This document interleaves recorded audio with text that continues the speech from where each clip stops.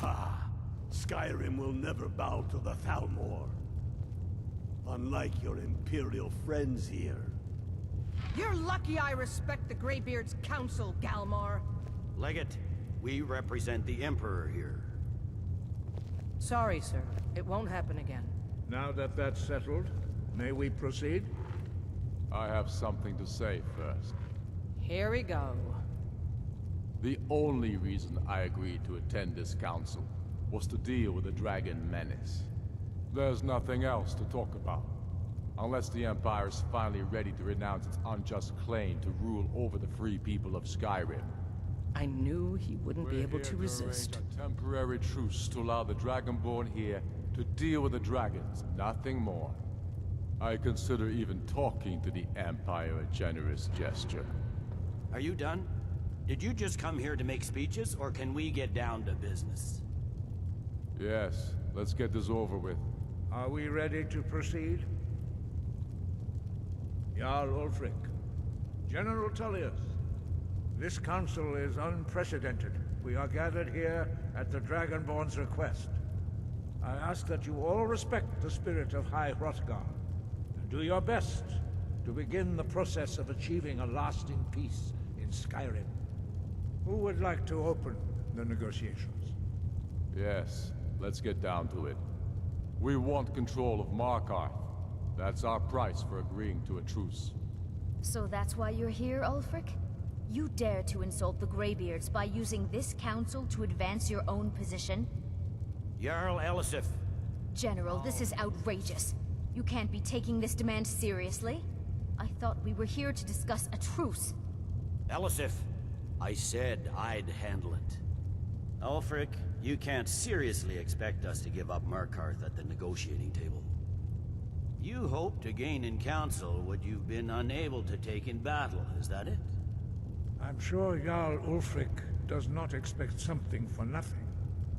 Yes, that'd be entirely out of character. Want in return? Wait, General, you don't intend to just hand over Markarth to that traitor? This is how the Empire repays us for our loyalty? Enough! First, let's be clear. This council wasn't my idea. I think it's a waste of time. You are a traitor to the Empire, and deserve a traitor's death. But I at least will negotiate in good faith. Since we're all here at your request, I'd like to hear what you think Markarth is worth. In exchange for Markarth, the source of most of Skyrim's silver. Hardly. Riften seems like a better choice to me. Well fortified, easily resupplied from across Lake Honric, plus all the mead we can drink. Having another port would ease our supply situation considerably. Better than nothing, I suppose. But Ulfric will need to offer a lot more if he wants me to give up Markarth without a fight. The Dragonborn has spoken, Tullius. Markarth will be ours. Now we'll see if there's anything behind your talk of good faith. You disappoint me, Dragonborn. I accepted your invitation on trust in your good name. But it seems you intend to favor Ulfric. I can see now that this is not a negotiation at all. I know you, Ulfric. If I hand over Markarth, you'll be ready with a new demand. You'll never defeat the Empire, and you know it. But you're willing to sacrifice thousands for your own selfish ambition. Soon enough, I'll have you back under the headsman's axe, and this time there won't be any dragon to save you. As always, the Empire's fine words are worth nothing. Stop! Are you so blind to our danger that you can't see past your petty disagreements? Here you sit arguing about nothing, while the fate of the land hangs in the balance. Is he with you, Delphine? If so, I advise you to tell him to watch his tongue. He is with me, and I advise you both to listen to what he has to say before you do anything rash. Don't you understand the danger? Don't you understand what the return of the dragons means? Alduin has returned, the World Eater. Even now he devours the souls of your fallen comrades. He grows more powerful with every soldier slain in your pointless war. Can you not put aside your hatred for even one moment in the face of this mortal danger? I don't know about the end of the world, but this dragon situation has gotten out of hand. If this truce will help the Dragonborn here put an end to that menace, we both gain. Remember that, Ulfric. Now, back to the matter at hand. You know as well as I do that we can't hand over Markarth on these terms. Swords, bones, where will these demands end? Let's hear it. We want compensation for the massacre at Karthwasten. You slaughtered the very people you claim to be fighting for. True sons of Skyrim would never do such things. Damned Imperial lies. My men would never stoop to such methods, even in retaliation for your butchery at... All the blood spilled in this war is on your head. So, Dragonborn, what do you say? Well said.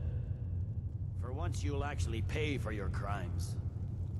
You know I can't agree to these terms. The Emperor would repudiate this treaty and I would be recalled. Damn Imperial arrogance. Out with it, then. We want Kralder removed as Jarl of Winterhold and an Imperial candidate put in his place. What next, Talius? Shall I just hand over all of Skyrim? I guess I have no choice but to let the Dragonborn decide, although I'm starting to doubt your fairness. So, Dragonborn, what do you say?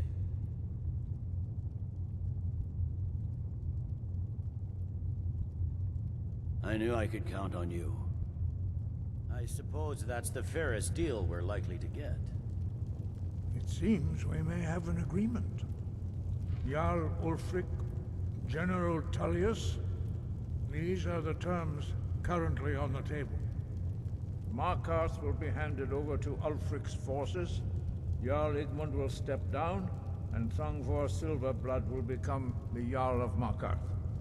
Ulfric will allow Imperial forces into the Pale, Skald the Elder will go into exile, and Brynna Merilis will assume the Jarlship. The Stormcloaks will pay appropriate compensation for the massacre at Karthwasten. Winterhold will be turned over to the Empire, although the College itself will retain its traditional neutrality. You both agree to this?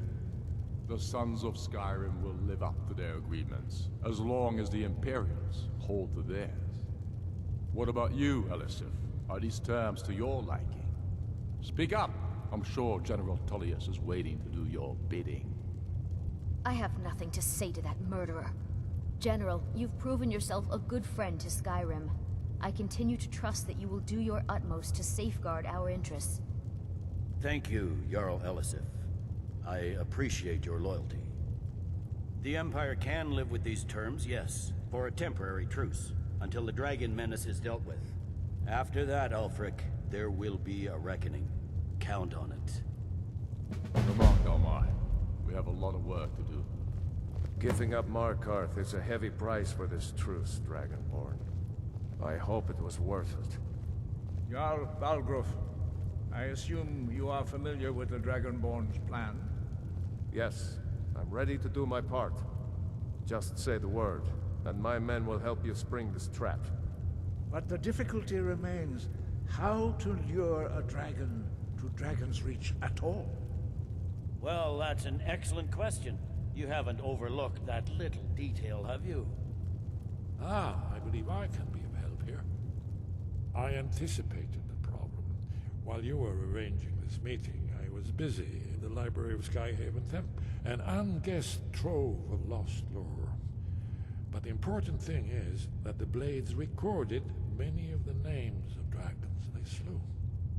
Cross-referencing this with Delphine's map of dragon burial sites, I believe I've identified one of the dragons that Alduin has raised up.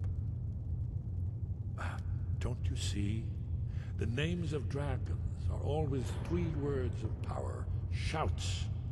By calling the dragon with a voice, he will hear you wherever he might be. He's not compelled to, but dragons are prideful by nature and loath to refuse a challenge. Your voice in particular is likely to intrigue this dragon after your victory over Alduin. I think it's very likely that he will be unable to resist investigating your call. Ah, indeed. I'm no master of the voice, like these worthy gentlemen, but it is written here, in this scroll. Oda Ving, winged snow hunter, as I read it. This truth gives you what you need.